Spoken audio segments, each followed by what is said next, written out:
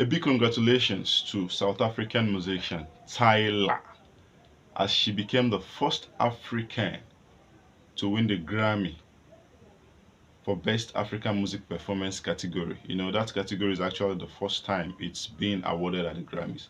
And she became the first person, the first African to win it, beating our own very Ashake, Davido, Burna Boy, Aya Star to it. Come on. All these guys, they really had a great year, but the game is the game. So Tyler wins it. A big congratulations to her. And at least Nigeria had something there. Nigeria won something at least. Burna Boy performed at the Grammys. I watched his performance. It was extraordinary. That guy is that guy is something else. That guy is something else. So a big congratulations to Tyler. I think she deserves it. There's this her popular song, "Make Me High, Make Me High." That song was very popular, so I think it beats the videos unavailable. They know how they do it. I don't know, but whichever way, it was okay.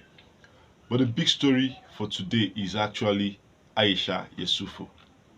This woman is blowing hot. This woman is blowing hot. I was on her YouTube page yesterday, and God, she came for everybody. She came for the president. She came for DSS. She came for anybody that just came into her mind. Like, then I started going through her tweets. Man, she's not afraid. She's not afraid. In her video yesterday, she practically told the DSS to come and arrest her. She said, and I quote, "My house is just 30 minutes from their office. They know where I live. They have my phone number. They should come and arrest me." Like, she's not scared of dying. My God. My God. So, now I'm going to read out some of the tweets she made. Like, she did talk to everybody. You know if you do anything. I don't know what makes her tick, but in actual sense, she's actually, I think she's right. She's right. It's just that everybody is scared these days. We don't know what we are facing. Like a lot of things.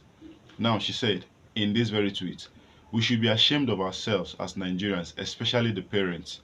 Our children are being killed like chickens, and we are afraid of death. We rather bury our children than die." It's a question to the parents. I'm not a parent yet, but for me, I would rather die than have my own kids die. Like, come on, what's the essence of life? When you give birth to children, the children die before you. It's something you have to live for the rest of your life. A regret, pains, you have to go through it for the rest of your life. Now listen. Imagine putting in time, energy, and resources to rig election and be worse than Buhari. Imagine anything being worse than Buhari. What a waste. This woman is, she's burning.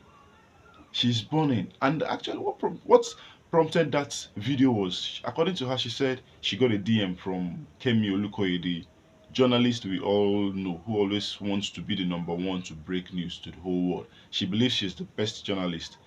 Any other journalist is something else to her. She doesn't care. It's just herself. So she said the DSS is making plans to come and arrest her. You understand? So she was like, me, afraid of DSS. Who is DSS? So she went hot on that video. If you are yet to see that video, you should just probably check out her page, Aisha Yesufu. Like, I'm actually encouraging people to go check her page out. That woman is something else. Like, I have great respect for her. And listen, oh, listen. She said this, and I quote. Let me repeat for those that were at the back yesterday. She said, "Nigeria does not have a president. Nigeria does not have a government. We are on autopilot, hurtling downwards. Pray all you want. God will not do for us what He has given us the capacity to do for ourselves." Come on. It's the truth. Like, let's stop. I think it's time we stop beating around the bush. I think it's time we just stop acting like everything is okay. Nothing is okay. In this Nigeria, nothing is okay. The killings, you check out the killings, everything that is happening. Kidnappers everywhere. You can't even travel. You are scared. When it's 9 o'clock, people begin to close. They are going home. You are traveling. You are scared. You are scared of accidents. You are scared of armed robbers. You are scared of kidnappers. You are even scared of the police because they will frame you. They will extort you. And come on, man. Come on. What is going on? What is going on? And all this is simply because, let me not say probably, it's simply because they know the government in power has nothing to offer. It's just as simple as that. They know the government in power has nothing to offer. You can imagine what happened in Ibadan. The kind of bombing, blast that happened in Ibadan. And the president of a country is yet to visit that place. Come on. And then someone who was a presidential candidate goes to visit and people begin to see it as a PR stunt. Like, I don't understand. You are seeing it as a PR stunt when you have a sitting president who was supposed to go, even if he did not go that day. At least it's over a week now. He should have visited. He should have visited the site to see for himself. He hasn't done it. And his people are not calling him out. His people are not saying anything. Now, what investigation has been done towards it all this while? Nothing. It's so bad. Like, it's so bad. Nothing is working in this country. Nothing is working in this country. We really need to do something about it. It's so bad, to be honest.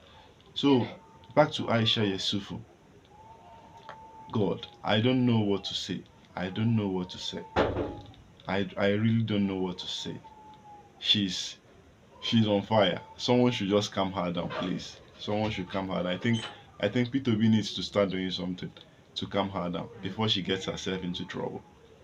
You get, like, man, you can check her. If I keep reading her tweets, and all I can say is she's boiling. She's boiling, and Nigeria needs to get their priorities right. Everything she said about the DSS, for me, I agree totally, 100%. Because I don't understand why the DSS will always go after people who say things about the president, people who say things about the government, people who they feel is a threat to the government, whereas they leave out people who carry guns illegally, people who they go about kidnapping. I haven't seen the DSS say they caught terrorists. What is exactly the job of the DSS? What exactly is their job? What?